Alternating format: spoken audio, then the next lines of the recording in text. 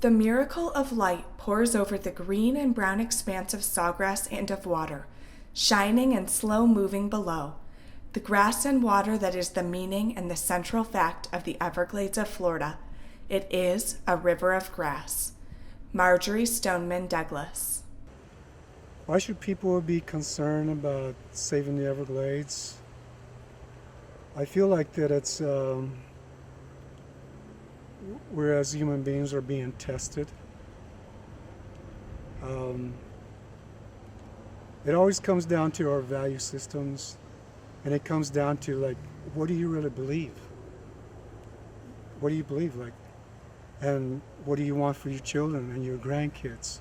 I feel like the Everglades is a test for Native Americans, for the Seminoles and Miccosukes, for the Americans themselves, and maybe for the whole world to say, hey, the Everglades is the most precious, the most sensitive area, and look what we've done. Look what we have allowed to happen. Samuel Tommy is a member of the Seminole tribe of Florida. Protecting the Everglades is his passion.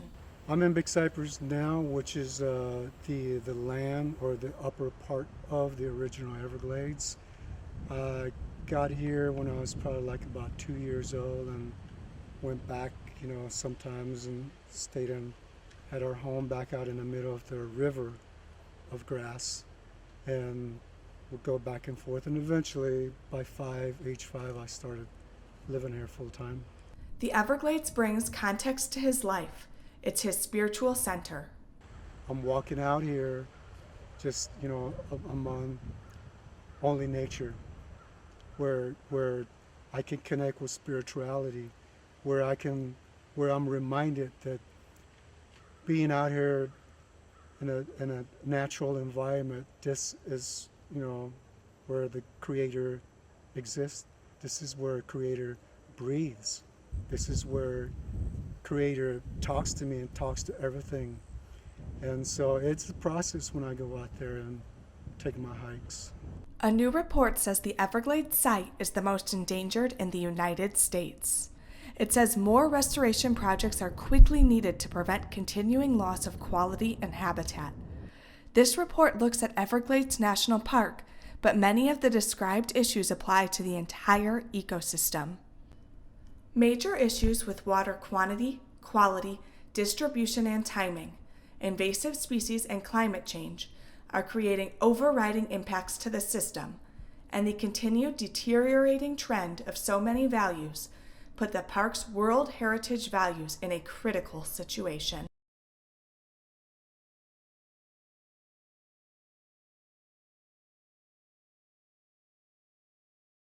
So they see Florida as a place to make money.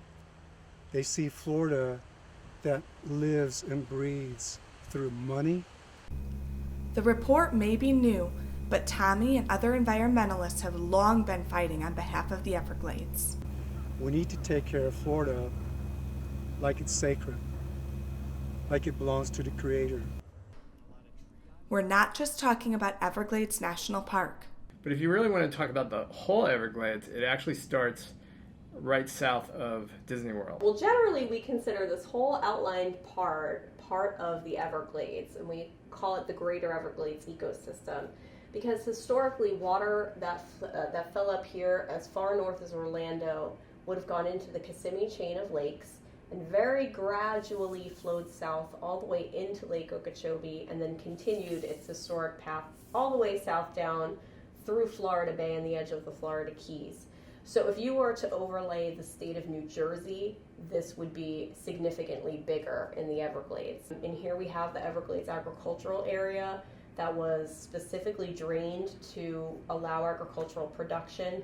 And so now dealing with the balance of how to accommodate these agricultural communities that are sort of in the middle of where you would have had the water flow is probably one of the biggest challenges that we deal with in working to advance Everglades restoration. There were calls that we have to tame nature, but it basically has to do with greed. Most of the country that has been developed because there's dry land. But the Everglades was a very inhospitable place. You can look at before the turn of the century, very few people actually came down here. And it was just, it was too much for the state, local, federal government, or individuals to develop. But that started to change. First of all, we had some canals put into place by the state. After hurricanes in the early part of the 20th century, people decided to change the natural flow of water. But the construction of the Herbert Hoover Dike that came out of those hurricanes sort of set in motion that decapitation of the headwaters from the Everglades. And then the construction of Tamiami Trail in the 1920s as well, which was really the first dam across the River of Grass.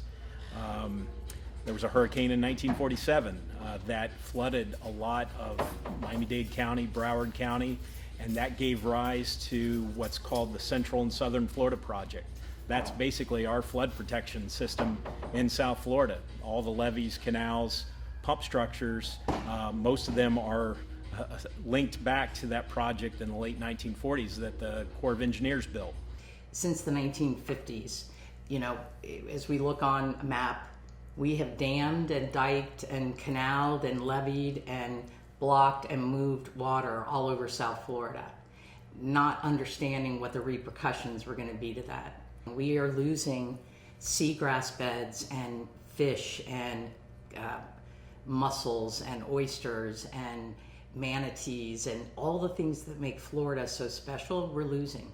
So the fight is on, and the clock is ticking really fast because that's happening right now. A lack of water, a lack of clean water is killing the Everglades.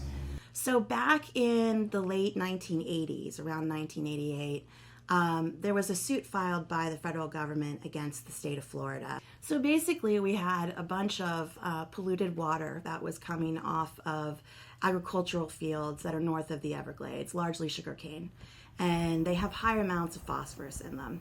Well, the Everglades is a really low phosphorus system, and so when it gets hit with that dirty water, it causes these massive growths of cattails and other vegetation that crowds out the more diverse vegetation that's supposed to be there, and then hurts sort of some of the submerged vegetation and ultimately degrades the quality of the habitat for wildlife. When you try to alter what Mother Nature put in place, there's often consequences that come with it. And so, that sending the water in different directions than it used to go had ecological consequences. Putting a vast amount of fertilized agriculture north of an area that wasn't supposed to have that had big consequences too. About 50% of the Everglades footprint has been lost to accommodate residential, commercial, and agricultural development. In order to live in South Florida, we had to fill in wetlands. But as soon as those things were done, we started to really see a lot of negative implications. There would be wildfires in the dry season because not enough water was moving through the ecosystem like it would historically. And then in the wet years, we would have massive flooding impacts. We started the infrastructure projects that drained and put, dams, levees, canals, hundreds of miles of them into the ecosystem to just really control the water. That ended up having its own impact of about a 90% decline of wading birds. So that's why Audubon uses a couple of key wading birds as indicators for when restoration has been successful. She's talking about the Comprehensive Everglades Restoration Act. It was signed into law in 2000 by President Bill Clinton. This is a multi-decade, multi-billion-dollar effort. And so, it's since then we've been trying to restore back at least part of what we can to mimic sort of the natural system that would be there, because we've learned that we really can't do it better. Well, when you recognize that the restoration plan is largely about storing water, we've developed much of the Everglades. In fact, we've lost about 50% of the footprint. It's also disconnected from that headwater supply. When you realize that, you see that storage is really necessary because we get the same amount of rainfall each year, but we've got half the landscape to absorb it and flow it to our coastline. And so by building storage back into the system as a prosthesis, really, we can hold that water when it's in abundance, and then we can pay it out into the ecosystem when it's needed during the dry seasons and dry years. So really, restoration is just about building sufficient storage capacity, and as you flow more water into the system, you need the conveyance through the system. It's highly compartmentalized, and so by breaking down levees, building bridges in key areas, we can flow water back to the Everglades National Park, Florida Bay, and all the way through the system as it went naturally as a river of grass. So fast forward to where we are. The Comprehensive Everglades Restoration Plan is about working with that flood control system in a way that it provides benefits to the environment, desperately needed benefits to the environment, but it doesn't affect the communities around the ecosystem, including agriculture. So it protects their water supplies, and it also ensures existing levels of flood protection. So it's really kind of a tightrope walk of maintaining that level of service, but providing the water that the Everglades ecosystem needs. That tension that's really always been part of the modern story of the Everglades is going to continue. That's sort of the next stage and the next challenge that we get to grapple with. Any problem, any question that you ever have, every one of them has been answered or solved except the political will. That's what it always comes back to. When Lake Okeechobee was diked and much of the area was drained, agriculture settled in at the south end of the lake, what's known as the Everglades agricultural area.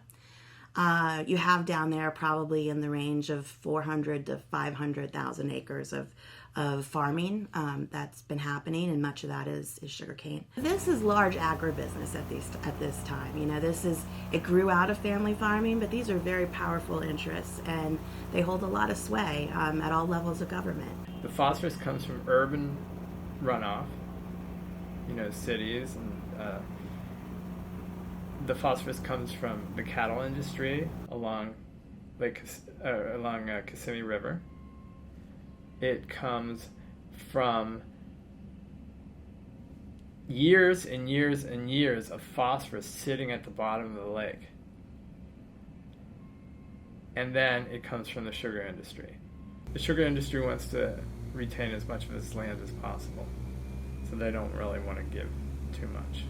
Because all this phosphorus is coming into the Everglades, and the last place that it comes into the Everglades is in the sugar area, it has to be cleaned up right before it gets to the Everglades. And by cleaning up, I mean the phosphorus has to be sucked out of the water. This tension was present in the spring of 2017 when Florida's elected officials approved Senate Bill 10. Activists say the bill signed into law isn't as far-reaching as the original measure. Still, they're grateful for some progress. The stars, the moon, the planets, everything aligned in a way that I don't know if it'll ever happen like this again for the Everglades. There's 68 different projects to fix this broken system. Number 2, second project on the list, the EAA reservoir. That will be the first project that takes water from Lake Okeechobee, which we need to send that water south because it causes harm when it's discharged to the Caloosahatchee on the west coast and the St. Lucie on the east coast. This is the first project that takes some of that water, puts it in storage and treatment to the south of Lake Okeechobee, and then flows it ultimately through the Everglades into Florida Bay near the Florida Keys.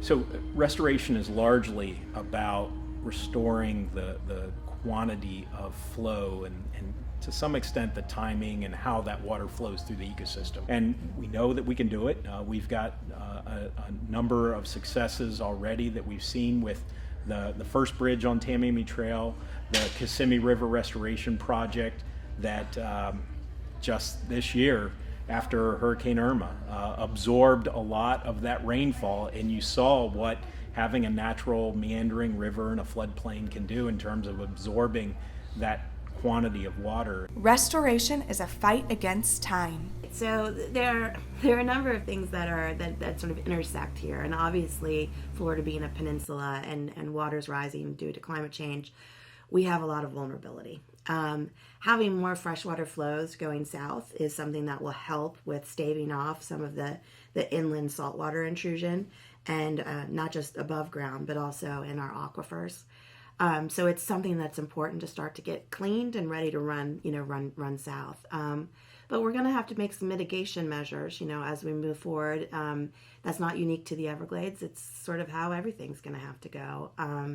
Hopefully, we'll decide to get a little bit more serious about our controls on carbon pollution and greenhouse gases, and that there'll be less that we have to do, but there might be more. And preserving these places, I think, is really important. They often act as not only just these wonderful spaces for us to enjoy, but they often provide layers of protection for us. When a hurricane comes through and it can be buffered by some of the wetlands, for instance, that makes the impact on other areas less. And so it is something that we need to do because it's the right thing to do, but we also need to do it for ourselves.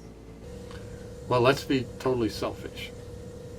There are some 5 million people in South Florida, and if the Everglades restoration is building up the organic soil so we can elevate water levels and keep it ahead of saltwater intrusion, we'll not only have held on to the Everglades, we'll have held on to a freshwater resource that we otherwise are going to lose within the next 2 feet of sea level rise.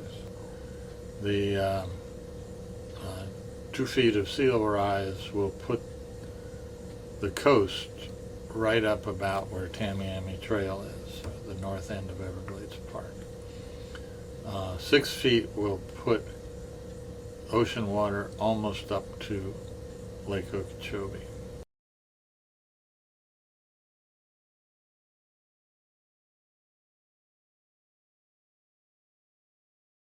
And especially for me and my family, and I know other families are feeling the same way too. But yes, definitely, you can feel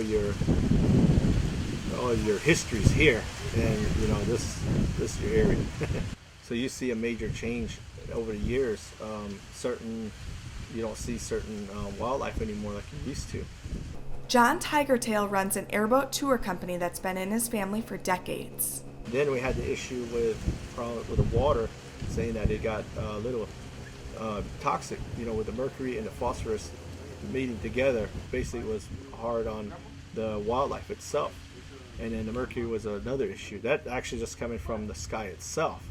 So, but once you got this fertilizer stuff, the phosphorus that gets high levels and they mix together, then that's a major issue, because it starts off with them, and then we're going to eat them, and then it's getting into us.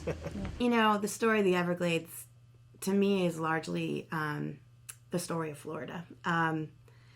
It's a really wild and amazing place that people came to and were often very opportunistic in the way that they treated it, with very little respect and very little control over voracious growth and thoughtful planning. So I think that it has sort of a sad past, to be perfectly frank, but I also think it has a very encouraging future. I think people are beginning to get how important these areas are and how tied the way that they like to live is to these natural areas. And I think that gives us an opportunity to really find a way forward where we can have a sustainable state. And if we could do that, I think this would be a pretty special place. What happens if we don't do anything, if we just continue as? We lose the Everglades. The Everglades is a test. If we pass it, we may get to keep the planet. Joe Podger.